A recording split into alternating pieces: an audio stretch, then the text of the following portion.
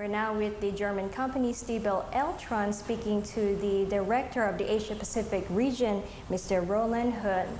Welcome to the program. Swadika. Could you briefly tell us what your business does? What products they are? As you mentioned already, Stlebel Ectron is a German company, so our headquarters is in Germany, of course. Stlebel Ectron is a company which is mainly concentrated on environmental friendly product to generate warm water and heat. Yes. This is a big part of our business, and the other big part of our business is instantaneous water heaters, which you call your Krung Tam Nam Lon, Krung Tam Nam Un. This instantaneous water heaters is also the main business we do here in Thailand. We are producing instantaneous water heaters in the Bang Pa In industrial estate nearby Ayutthaya. And in Thailand, we furthermore sell water filter and environmental friendly products such as heat pumps and solar systems. Yes, what about your products worldwide? Are they different from the ones in Thailand? A little bit. As I said before, in Germany the focus, and in Europe the focus is very much on environmental friendly products, but environmental friendly products are also very expensive products from the investment. So in Asia this is not very popular yet. The consumer in Asia is not really ready yet to spend a lot of money for the hot water in order to save the environment. So here price is still very much a question. But it is changing, so that's why we also have the German product in our product range, but at present it's only a very small amount of our business. So you mentioned your factory is located in the Bang Pa In industrial estate in Ayutthaya, and that's really affected by the floods. Now we want to ask you how much damage it was done by the floods at your factory. We are very much damaged actually. On October 14, our company, the flood reached our company. We have prepared, of course, a little bit, seeing other industrial estates around us getting underwater, such as Rojana, which is not so far away from us. So when we have seen that, we started to move out products, we started to move out machinery, but we couldn't get everything out, of course. So on October 14, we get the water into the factory up to a height of 1.80 meters. So the water stayed in the factory for around 1 month. Yes. So since 2 weeks we could go back to the factory, and it's now dry. We are cleaning now, but everything below 1.80 meters is basically destroyed. Now your factory, which is located in Bang Pa In industrial estate in Ayutthaya, has also been badly hit by the recent floods. Can you tell us the damage done to your factory? The impact, actually, because we believe we did a very good crisis management. So immediately when the flood hit us, we started a temporary office.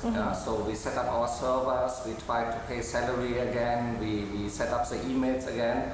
And when we realized that the water will not go away quickly, we also decided to set up a temporary factory.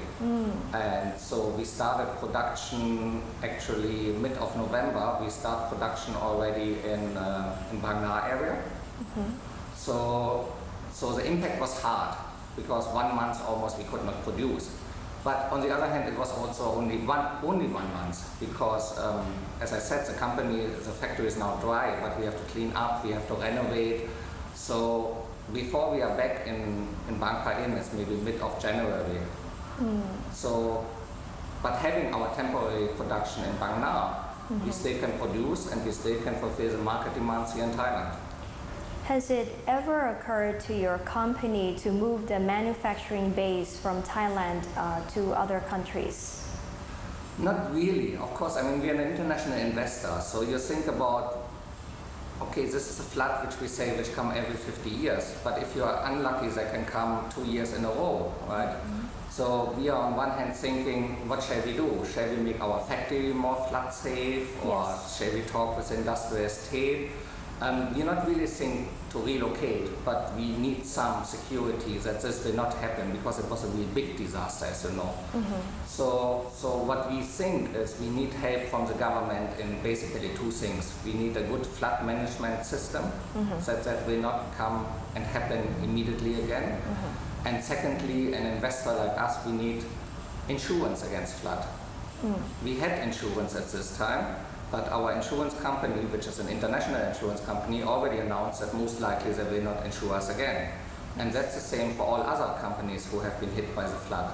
So the Thai government have to step in here and gives the confidence to the big insurance company in the world that that this is a good area for investment and that we all get insurance again, right? Because otherwise, why shall we rebuild?